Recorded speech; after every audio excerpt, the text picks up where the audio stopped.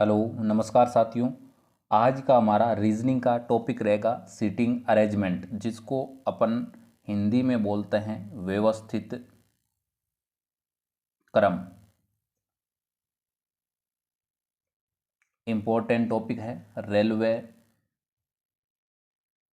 और आपके एसएससी के जितने भी एग्ज़ाम होते हैं उनमें इस टॉपिक में से लगभग 2 से 3% आपको पेपर में देखने को मिल जाते हैं। वैसे तो अगर टॉपिक देखें तो नॉर्मल वे में तो टॉपिक कोई ज़्यादा हार्ड नहीं है, और जिसके अगर समझ में नहीं आया हो उसके लिए टॉपिक काफ़ी हद तक डिफ़िकल्ट है। लेकिन हम इस बेस से इस टॉपिक को करेंगे कि आपको 1% भी क्वेश्चन करने में कोई भी किसी भी प्रकार की समस्या नहीं होगी। तो आज का हमारा पहला प्रश्न है,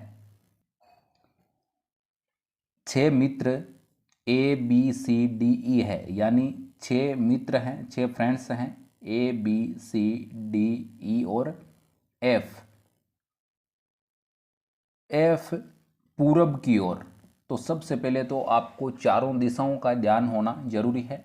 तो सबसे ऊपर होती है उत्तर दिशा, नीचे होती है दक्षिण दिशा, और इस तरफ होती है पूर्व दिशा, और इस तरफ होती है आपके पश्चिम दिशा। और साथियों बता दूं आपको, अगर दाएं और बाएं की अगर बात करें तो आपको ये चीज़ भी पता होना चाहिए। तो राइट हैंड साइड है अपना, उसे बोलते हैं दायां, और लेफ्ट हैंड साइड है उसे बोलते हैं बायां। नॉर्मल वे से बात करें तो इस तरफ जाएगा तो किस तरफ जाएगा, दाएं तरफ, और इस तरफ जाएगा तो किस तरफ जाएगा, बाएं तरफ। ये अगर चीज़ें आपके दिमाग में है, ये चीज़ें अगर आप याद कर लोगे तो इस टॉपिक में इससे ज़्यादा कुछ महत्वपूर्ण चीज़ें है नहीं। अब आगे हैं, बात आगे। एफ पूरब की ओर मुंह है करके एक पंक्ति में बैठे हैं, यानी एफ है वो पूरब की ओर मुंह करके बैठा है, यानी इस तरफ मुंह करके एफ बैठा है एक पंक्ति में। सी बीच में है, सी कहाँ पे है भाई, बीच में है। दोनों तरफ कौन है, ए और ई के।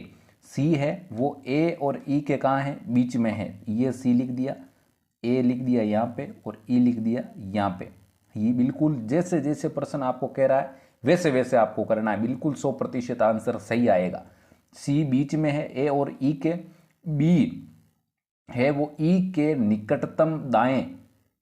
तो आपके जो बी है वो किधर है, ई के निकटतम दाएं। किस तरफ है, दाएं यानी आगे की तरफ है। ये बी है ई के निकटतम यानी पास में और आगे की तरफ है।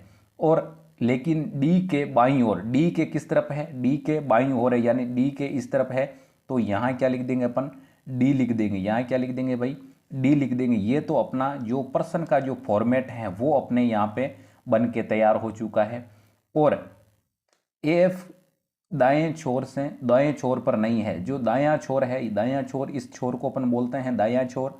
यहाँ एफ नहीं है, एफ दायां छोर पे है ही नहीं, एफ कहाँ है, बायां छोर पे है।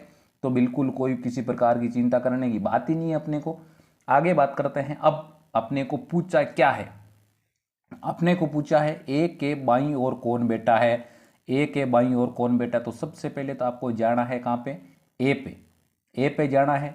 तो अब मैंने आपको पहले ही बताया था बायां किस तरफ वाला होता है और दायां किस तरफ वाला होता है। तो पहले ही बता चुका हूं, बायां आगे की तरफ होता है, सॉरी पीछे की तरफ होता है वो होता है, और दायां आगे की तरफ होता है वो होता है।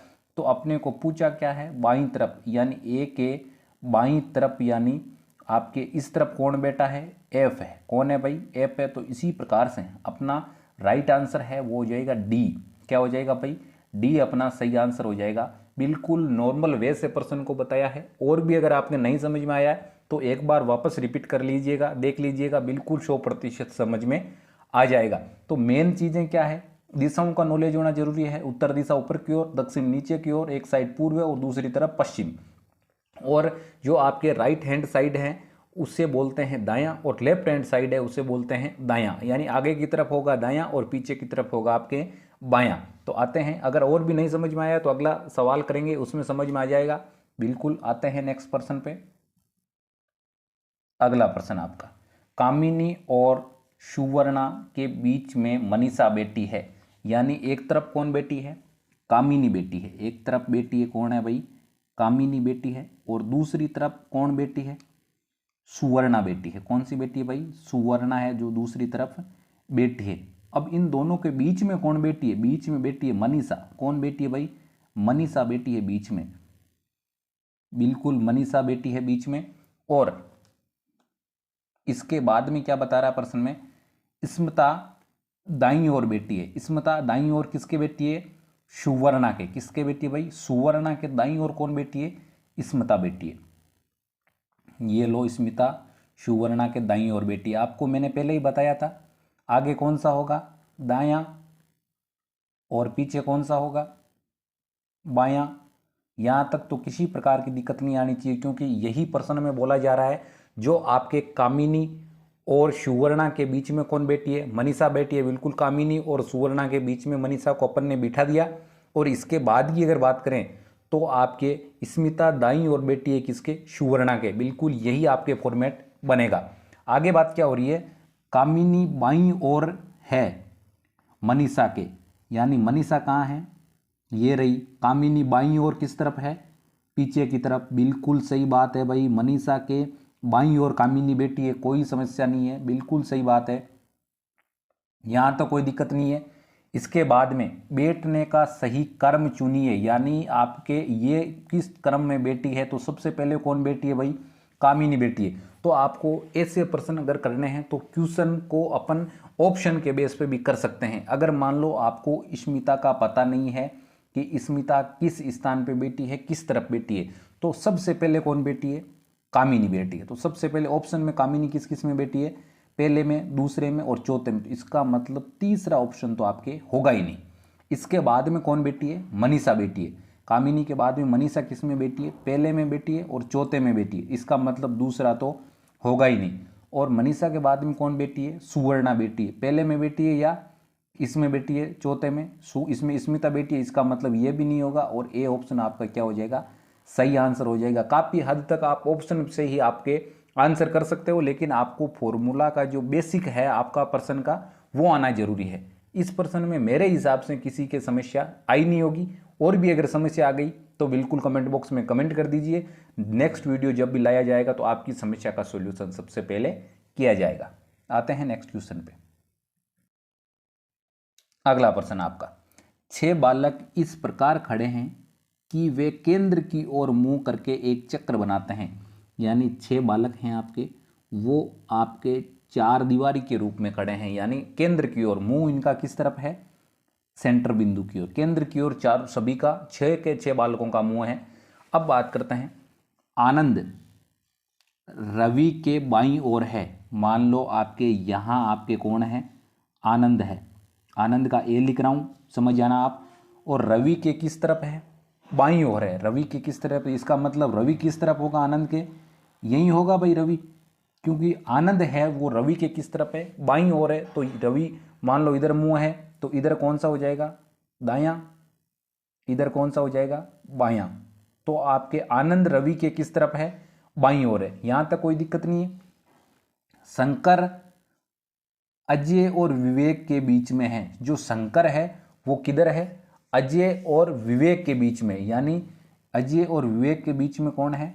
यहां मान लो अजय को, और यहां मान लो आप विवेक को,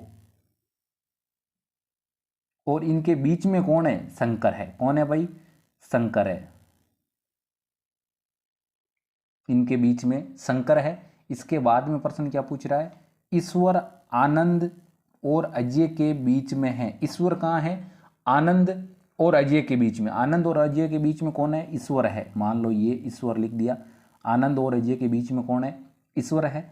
विवेक के बाईं ओर कौन है? ये प्रश्न अपने को पूछ रहा है कि विवेक के बाईं ओर कौन है। ये फॉर्मेट अभी तक अपन ने बना दिया कि सबसे पहले कौन है भाई? 6 बालक हैं, केंद्र की ओर मुंह करके खड़े हैं, जिसमें सबसे पहले आनंद है, वो रवि के बाईं ओर है। ये आनंद है आपके रवि के बाईं ओर है, कोई दिक्कत नहीं है।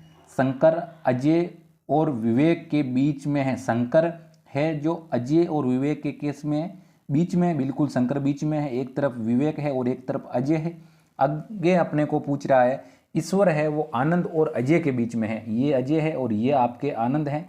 इन दोनों के बीच में कौन है? ईश्वर है। यहाँ तक किसी प्रकार की मेरे हिसाब से दिक्कत नहीं आनी चाहिए आपको। बिल्कुल बेसिक से बताया है आपको। और भी दिक्कत है तो बिल्कुल निश्चिंत रहिए, आप कमेंट बॉक्स में कमेंट कर दीजिए। अब पूछ रहा है विवेक के बाईं ओर कौन है, तो सबसे पहले तो ढूंढो विवेक कहाँ है। विवेक मिल गया आपको, विवेक मिल गया तो बाईं तरफ, बिल्कुल यहाँ देखो बाईं तरफ, किस तरफ, इस तरफ, और ये तो बायां, और ये कौन सा है, दायां। या दायां पूछता तो बोलते क्या, शंकर।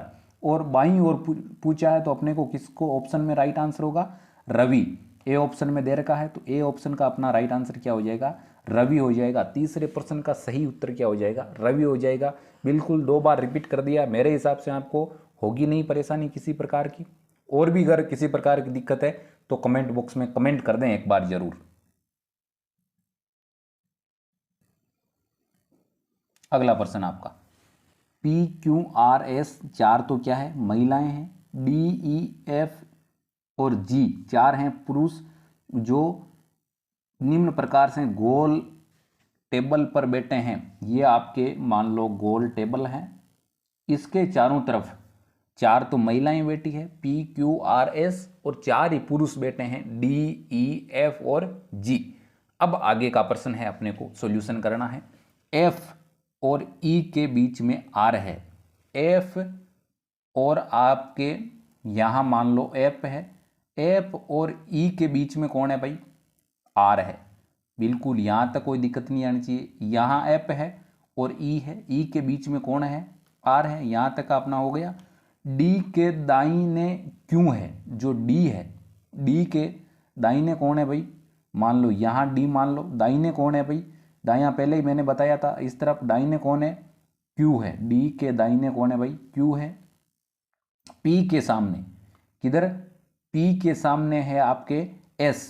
P के सामने कौन है भाई, P मान लो यहाँ है, P के सामने कौन है, S है। P के सामने S है।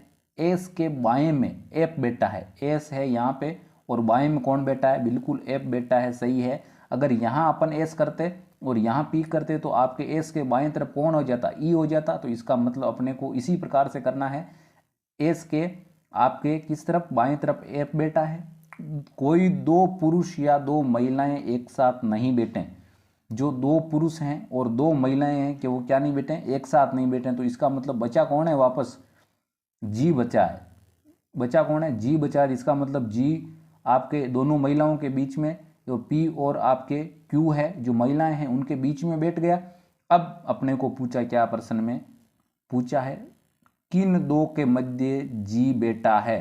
2 कौन कौन है जिनके मध्य G बेटा है। G किस किस के बीच में बेटा है भाई, G बेटा है आपके P और Q के बीच में। G किस किस के बीच में बेटा है, P और Q के बीच में। तो अपना D ऑप्शन क्या हो जाएगा, राइट आंसर हो जाएगा। D ऑप्शन अपना क्या हो जाएगा भाई, राइट आंसर हो जाएगा।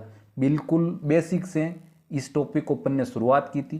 जो टॉपिक का नाम मैंने पहले ही बता दिया था, टॉपिक का नाम है आपके व्यवस्थित क्रम, जो काफ़ी हद तक इम्पोर्टेंट टॉपिक है। लगभग हर एग्जाम में आपको इस टॉपिक के सवाल मिलते हैं। 4 क्वेश्चनों का अपन ने बिल्कुल एनालिसिस के साथ हल किया है। और भी अगर आपके कोई किसी प्रकार की समस्या है तो कमेंट बॉक्स में ज़रूर कमेंट करें, ताकि जो नेक्स्ट वीडियो आएगा उस समस्या का आपको सॉल्यूशन मिल जाएगा। आज के लिए धन्यवाद। अगर वीडियो हेल्पफुल है तो प्लीज़ शेयर कीजिए।